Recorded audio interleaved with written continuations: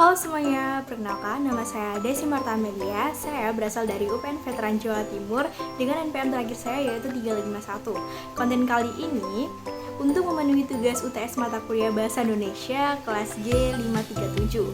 Dan di video kali ini saya ingin mengajak kalian untuk membahas topik menarik seputar penggunaan bahasa yang sering kita temui sehari-hari, tapi mungkin belum tentu sesuai dengan kaidah bahasa Indonesia. Selain itu, kita bakal belajar bareng tentang pentingnya menggunakan bahasa yang baik dan benar. Di sini saya akan membahas dua topik. Yang pertama, berbicara menggunakan bahasa campur.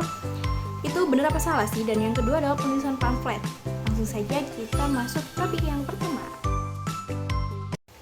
Ngomong campur-campur boleh nggak sih?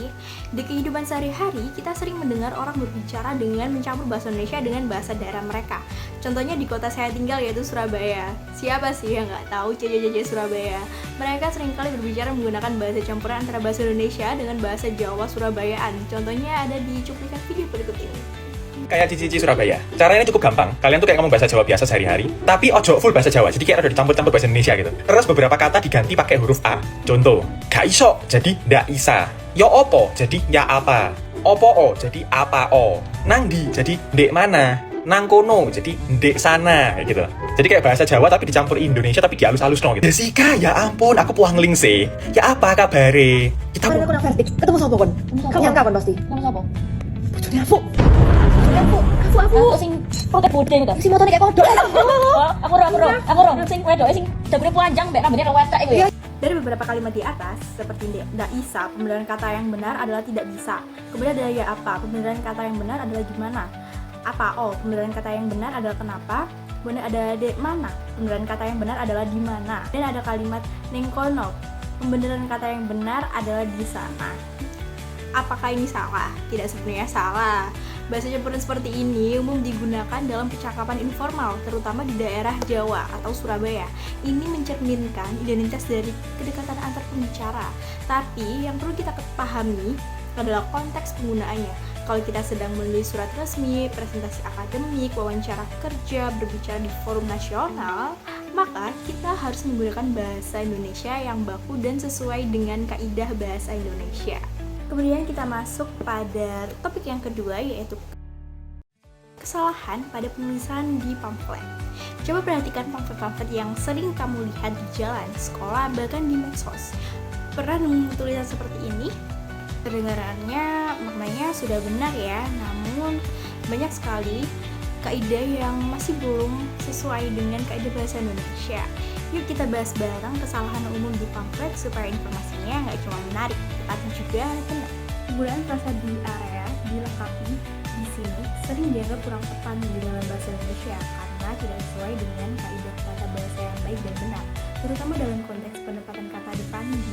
Penjelasan menurut kaidah bahasa Indonesia adalah kata di sebagai kata depan atau preposisi, yaitu kata yang digunakan untuk menunjukkan tempat dan harus diikuti oleh kata yang menunjukkan lokasi konkret atau spesifik seperti di rumah, di sekolah, di Surabaya, di ruangan ini, dan lain sebagainya.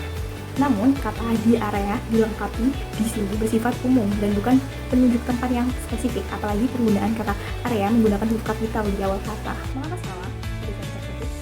Kata area dan sini frasa umum dan tidak menunjukkan tempat spesifik. Kata-kata tersebut seharusnya diganti atau diperjelas. Misalkan dilarang parkir di area sini menjadi dilarang parkir di dekat ruko. Seperti ada ayah dan ibu antarkan saya sampai di sini menjadi kalimat yang benar, yaitu ayah dan ibu antarkan saya sampai depan pagar sekolah tanpa ada spasi setelah kalimat di. Berbeda halnya dengan kata area ini dilengkapi dengan kamera CCTV. Seharusnya kata di setelah kalimat lengkapi tidak ada spasi dikarenakan tidak menunjukkan sebuah lokasi. Selanjutnya, pada banner tersebut ada kalimat jual dengan menggunakan tanda titik 2. Hal tersebut kurang tepat dikarenakan kata jual adalah bentuk dasar atau kata kerja, bukan frasa atau kalimat utuh.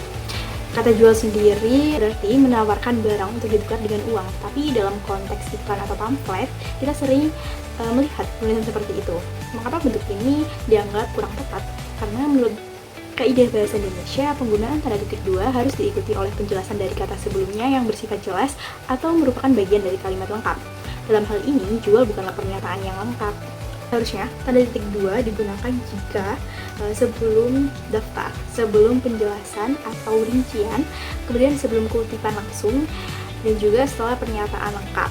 Contoh yang benar adalah menjual peralatan rumah tangga. Kesimpulan yang dapat kita dapatkan adalah penggunaan bahasa baik dalam percakapan sehari-hari maupun tulisan publik seperti pamflet harus disesuaikan dengan konteks. Bahasa campuran boleh digunakan secara informal. Namun dalam situasi resmi, kita perlu memakai bahasa Indonesia yang sesuai dengan kaidah. Begitu juga dalam tulisan pamflet. Penting untuk menghindari kesalahan seperti kata berlebihan atau struktur tidak efektif agar pesan tersampaikan dengan jelas dan benar.